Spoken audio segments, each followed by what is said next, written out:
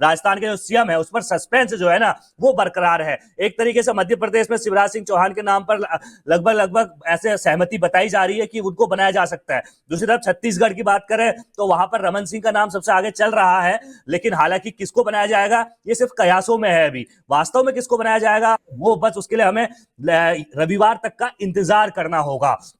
बात करें राजस्थान, छत्तीसगढ़ और मध्य प्रदेश में, तो विधानसभा चुनाव में जीत दर्ज करने के बाद बीजेपी ने अब जो बीजेपी के सामने सबसे बड़ी चुनौती है वो है मुख्यमंत्री चुनने की, यानी कि मुख्यमंत्री कौन होगा। बैठकों का दौर लगातार जारी है, सीएम पद के लिए तगड़ी रेस चल रही है। बिल्कुल राजस्थान हो चाहे छत्तीसगढ़ हो या मध्य प्रदेश, तीनों ही राज्यों में बीजेपी ने पीएम मोदी के चेहरे पर चुनाव लड़ा था।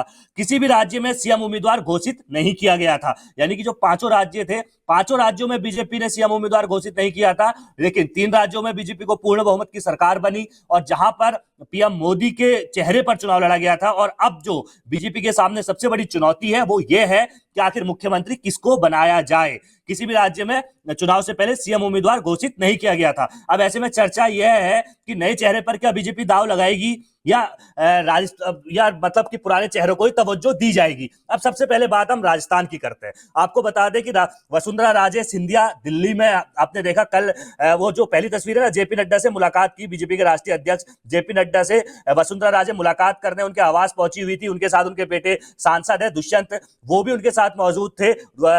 ये जेपी नड्डा से मुलाकात की तस्वीरें हैं। तो राजस्थान में कौन सीएम बनेगा इस पर चर्चा है, बहुत जोरों से चल रही है कि वसुंधरा राजे सिंधिया को बनाया जाए या देखिए बाबा बालकनाथ योगी, उन्होंने क्या किया कल, उन्होंने कल पूरे दिन भर ये चर्चा चलती रही थी। एक तरफ वसुंधरा राजे दिल्ली में मौजूद थी, तो दूसरी तस्वीर में आपको दिख रहे होंगे बाबा बालकनाथ, इन्होंने क्या किया, सांसदी से अपना इस्तीफा दे दिया, क्योंकि अब ये विधायकी का चुनाव जीत गए हैं। और इस्तीफा देने के बाद जब इन्होंने गृह मंत्री अमित शाह से मुलाकात की तो सस्पेंस और ज्यादा बढ़ गया कि भाई होने वाला क्या है, राजस्थान में मुख्यमंत्री कौन बनेगा, इस पर सस्पेंस लगातार बढ़ता जा रहा है।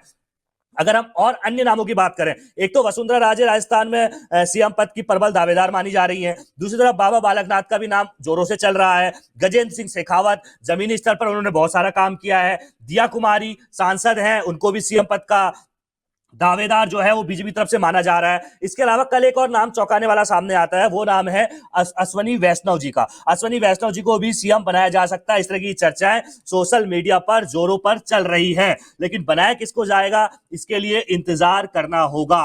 पर्यवेक्षक बना दिए गए हैं, बस कुछ देर के बाद जब पर्यवेक्षक राज्यों का दौरा करेंगे, वो तस्वीरें भी हम आपको लाइव तस्वीरें लगातार दिखा रहे हैं। चुनाव से लेकर सीएम फेज तक ये जो सेमीफाइनल का रण है, इस पर जनसत्ता की महाकवरेज लगातार जारी है। अब सीएम कौन बनेगा इस पर जो है वो चर्चा लगातार, गहमा गहमी जो है वो लगातार बढ़ती जा रही है। बीजेपी को प्रचंड बहुमत के साथ जीत मिली है, लेकिन मुख्यमंत्री के चेहरे पर लगातार बीजेपी की माथापच्चीसी जो है वो जारी है, क्योंकि बीजेपी इससे पहले इतना संघर्ष करते हुए हमने नहीं देखा जब सीएम फेज की बात होती है। हालांकि बीजेपी हमेशा चौंकाने वाले नामों का ऐलान करती है। आपने योगी आदित्यनाथ उत्तर प्रदेश के मुख्यमंत्री, कोई कयास नहीं लगा रहा था उनके नाम पर, अन्य नामों पर चर्चा हो रही थी। बात 2017 की कर रहा हूं, जब यूपी का विधानसभा चुनाव बीजेपी ने प्रचंड बहुमत के साथ जीता था, तो उस समय भी बिना सीएम फेस के बीजेपी ने चुनाव लड़ा था। तो सबसे पहली बार ऐसा था कि बिना सीएम फेस के बीजेपी इतने बड़े स्तर पर चुनावी मैदान में उतरी थी, सिर्फ पीएम मोदी का चेहरा लेकर। और जीतने के बाद योगी आदित्यनाथ के नाम पर जब मोहर लगी थी तो सब चौंकाने वाला वो फैसला था।